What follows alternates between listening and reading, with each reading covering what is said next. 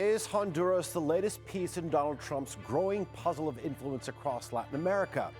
On Tuesday, the country inaugurated its new right-wing president, Nasry Asfura, a close ally of President Trump, following a narrow and divisive election.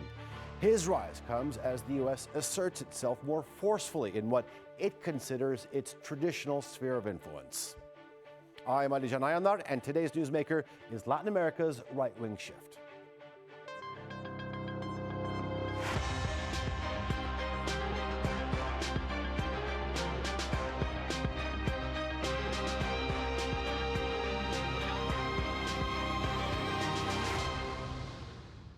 Nasry Asfura now joins a growing list of conservative leaders across the region, from El Salvador and Argentina to Panama and Paraguay, at a moment when Washington has shown it is willing to act unilaterally, as it did in Venezuela. Supporters argue that this new alignment will bring stability, investment, and stronger ties. However, critics are warning that it risks reviving an era of interventionism and undermining Latin America's hard-won political autonomy. And with China's influence expanding across the continent, the battle for Honduras may be part of a much larger geopolitical contest. Here's more on what this new presidency means for the country and what it signals for the future of U.S. power in the region. Honduras gets a new president at a moment when political alignment across Latin America is being tested, and in some cases, openly reshaped.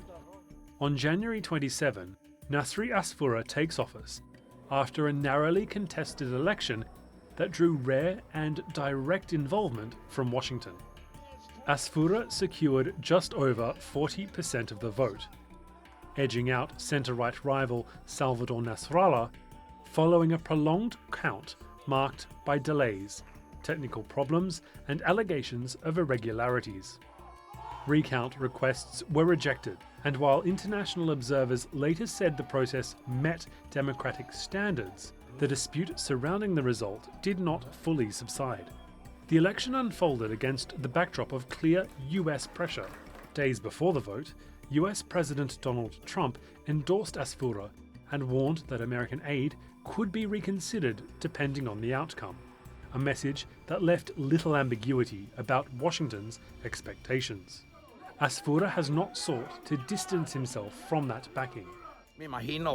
He is the most informed man in the world, and if he has information about how things are in Honduras, it's a personal criterion that he expressed there, and I simply respect it, and I see it in terms of the benefit it can bring to Honduras. In Washington, Asfura was seen as a corrective.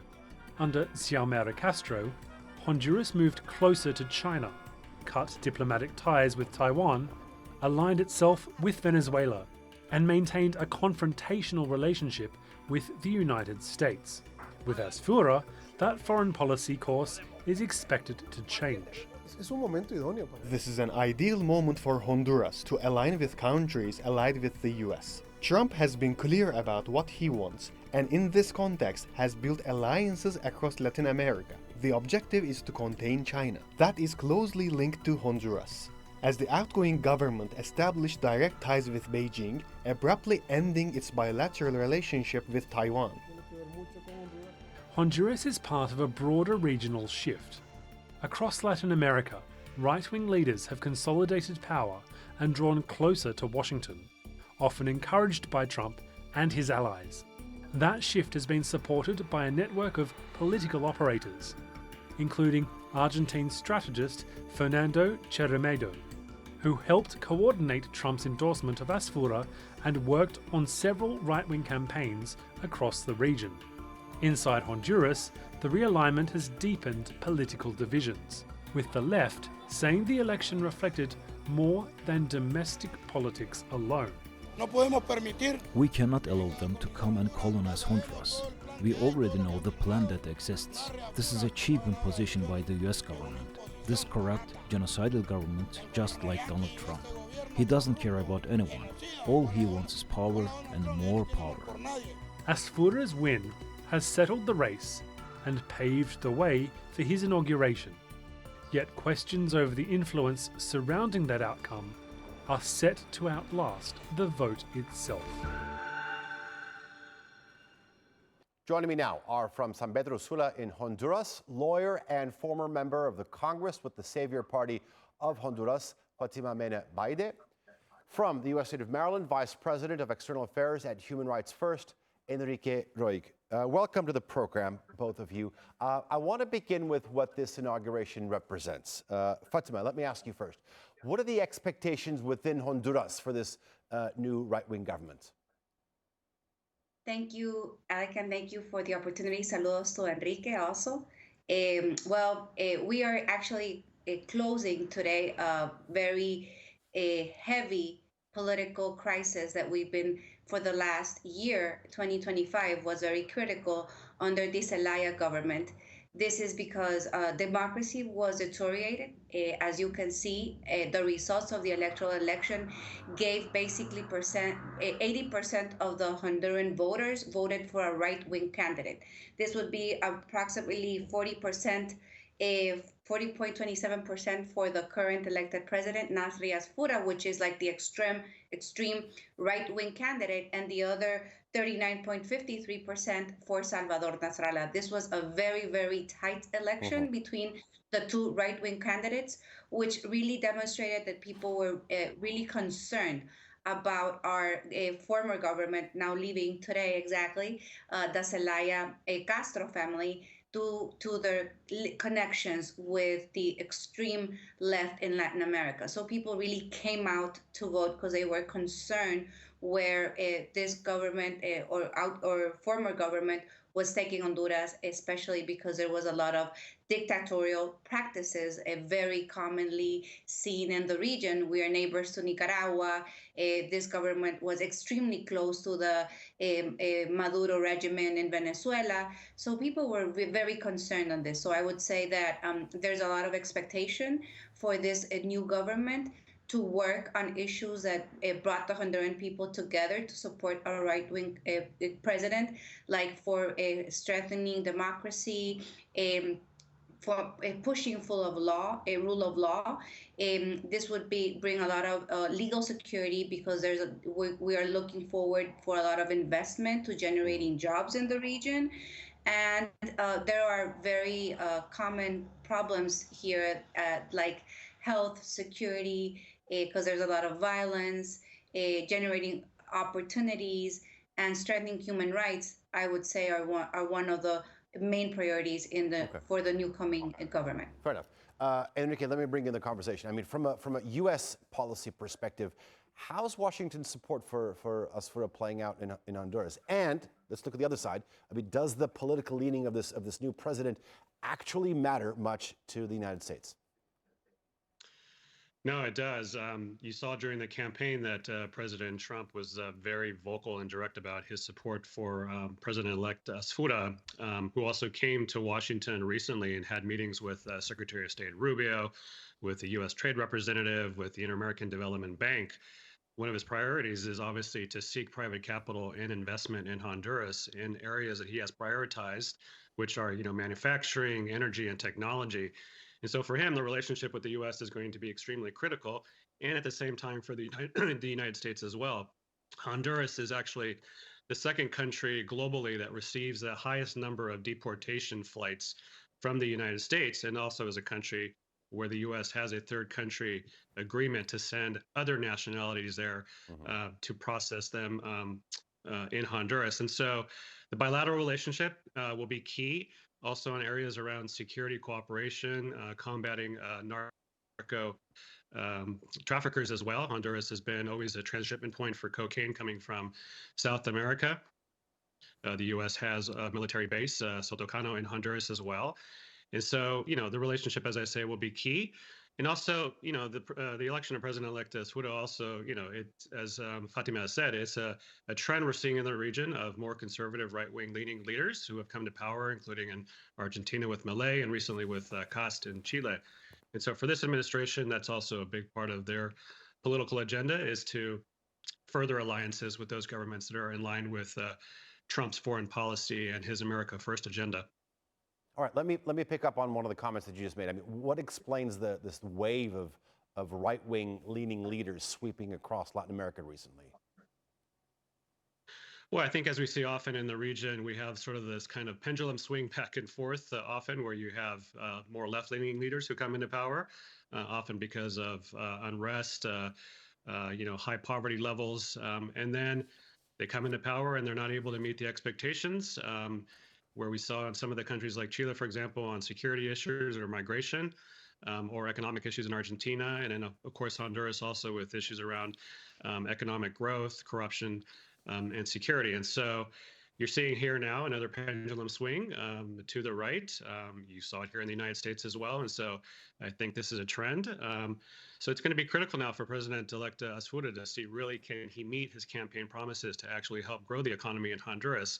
And again, he's going to need cooperation from the private sector in Honduras. He's already had meetings with COEP, which is one of the main leading business associations in the country.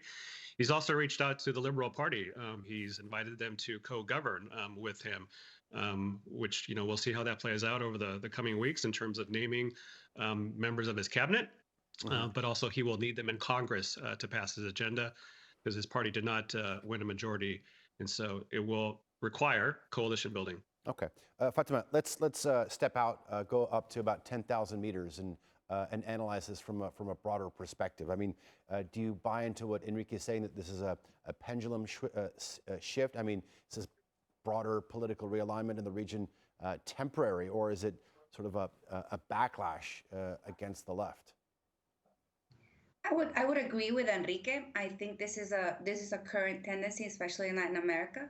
I think it's due, especially in the region, because we are seeing how the socialism for 21st century movement in Latin America did not bring up for the expectations that the people had, and mostly because we saw lots of dictatorial practices, deterioration of democracy, and it was promised as this ideology pushes that this is going to be a governments for the people, and that everyone's going to be better, and we're not seeing that's being introduced for succeeding as an ideology. So I think people felt a lot of frustrations because there was an increasing poverty, there was an increasing dictatorial practices, deterioration of the institutions, and so people just like radically shifted to what was proposed that was actually going to overcome this, as right-wing government have been pushing around the region. And I think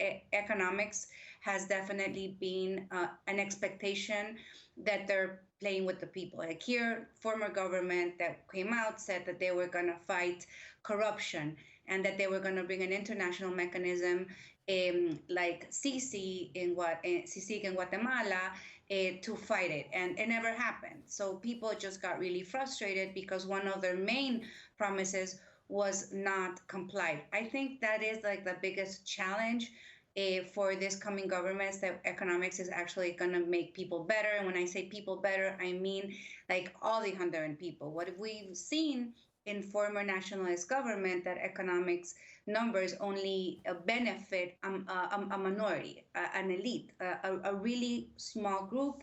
And with this economic growth, you see a lot of like violation of human rights.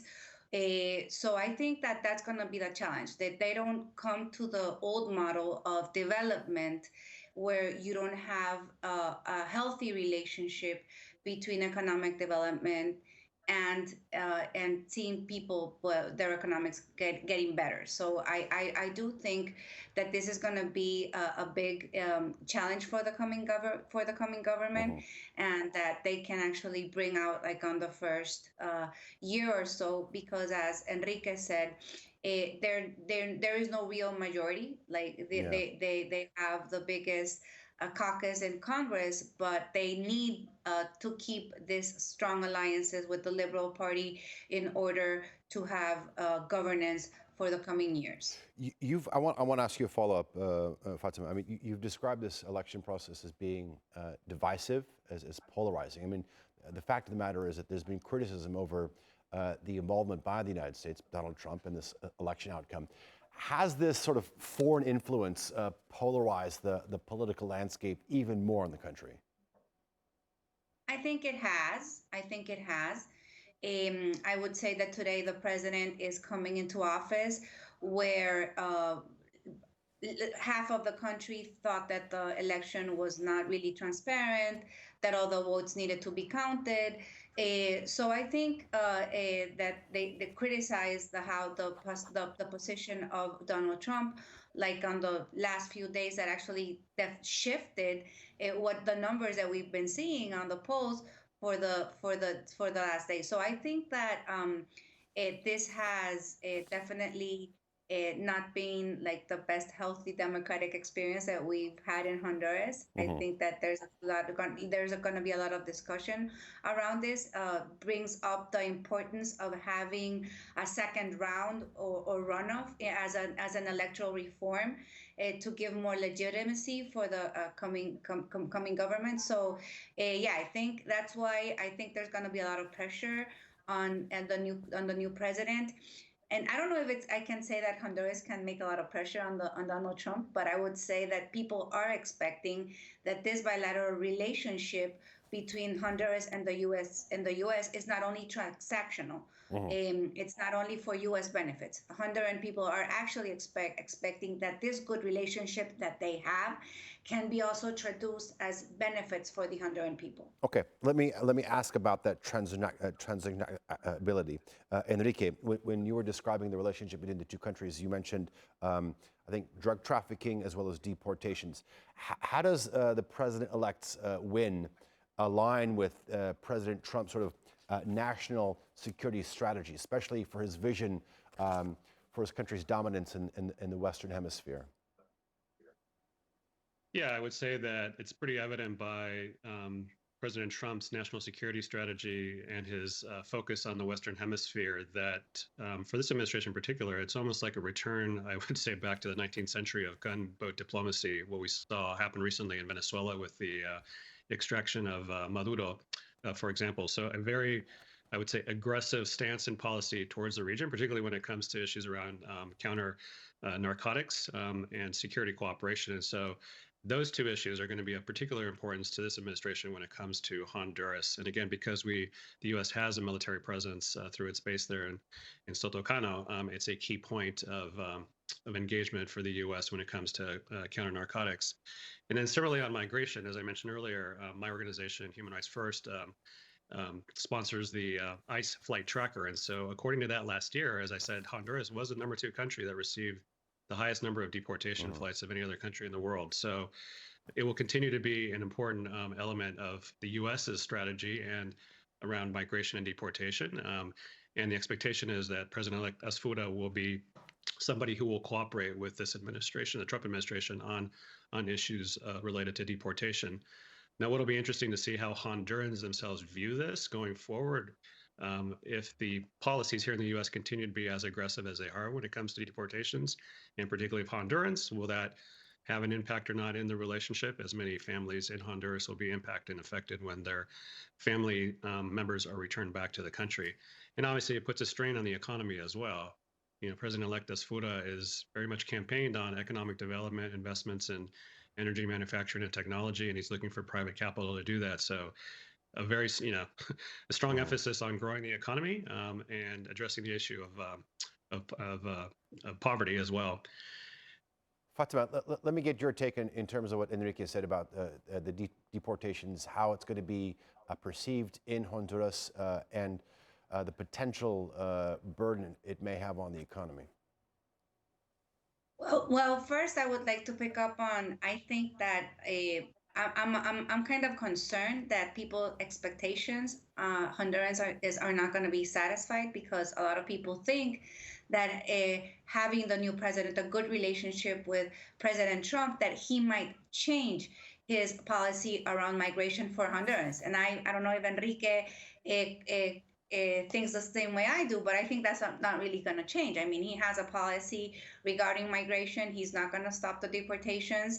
He's not going to stop fighting to cut the TPS, for example, for Hondurans. That is now a judicial fight in the U.S.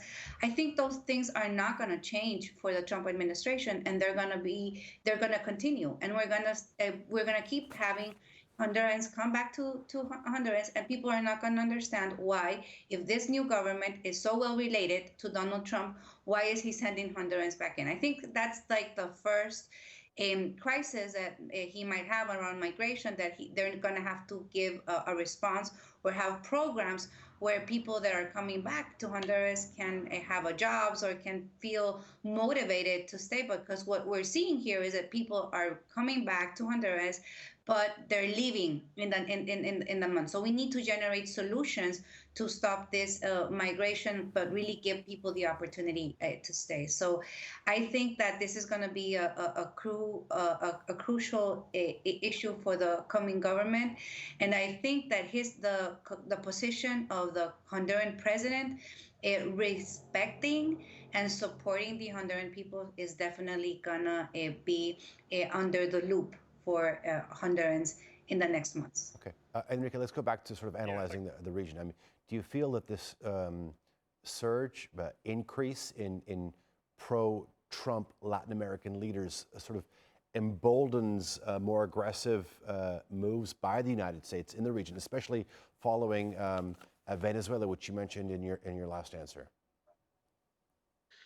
Yeah, I mean, I think it definitely solidifies a network of more conservative, more right-wing leaning leaders in the region that are very much aligned with the United States posture, again, when it comes to issues around counter-narcotics and security cooperation and migration. And so for that reason, we can expect that the Trump administration will continue to push that agenda vis-a-vis the Western Hemisphere, as noted in the national security strategy, right? So that will continue to be a main element of U.S. foreign policy. Obviously, looking for closer economic ties with the U.S. As opposed to with China will be another element of foreign policy as well. And of course, trade and investment and access to critical minerals and other resources are pretty clearly part of the agenda for the Trump administration. So we can expect that to also be part of the relationship with President-elect Asfura. And again, I would just add to Fatima's point on migration, I think what'll be interesting to see is if temporary protection status for Hondurans, for example, is revoked here in the U.S., and depending on sort of the legal challenges, the increase in deportations to Honduras, what does that signify in terms of the economy there being able to absorb the large number of Hondurans being deported back to the country? And so President-elect Asfura will have a challenge there to, ensure that he can grow the economy, that he can seek the capital that he needs. He's currently trying to negotiate a trade agreement with the U.S., which will be extremely important to Honduras as well, to give him more favored status in that regard. And so all of these things, could bode well for President-elect Asfura, but at the same time, he's going to have to maneuver in terms of the relationship with China and also his stance on migration if Hondurans start to view that as a negative when they see more of their family members being deported back to Honduras. I mean, let me ask you about China then, Enrique. I mean, can you realistically expect Latin American countries to roll back ties with China when it's not offering the same level of investment or trade opportunities? Well, China continues to be a major trading partner for many countries in the region. So it's going to be a bit of a balancing act for many more conservative leaders. And I think we're already seeing this in Argentina, for example, where, trade continues to move forward with China. And I think we'll see the same thing with CAST and Chile as well.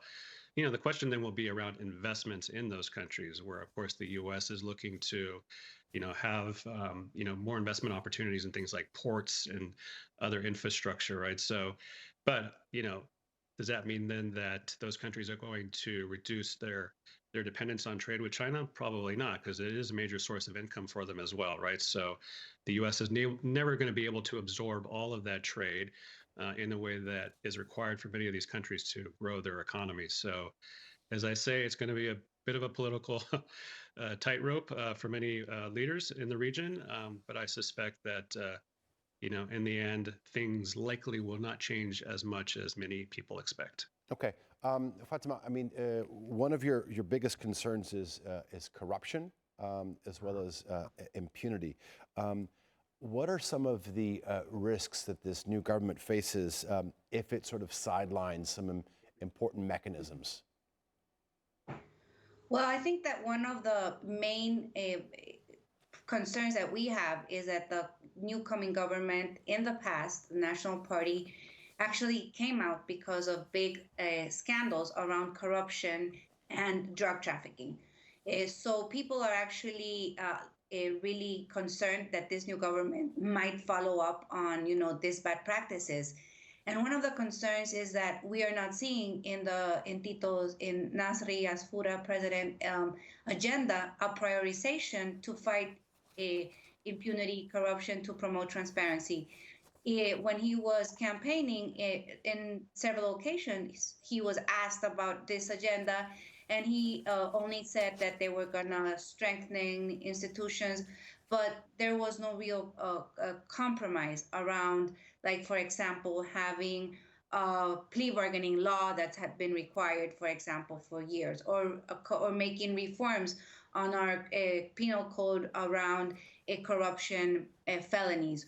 Or one of the main demands of Honduran people is bringing an international mechanism to fight impunity and corruption, CC, with United Nations.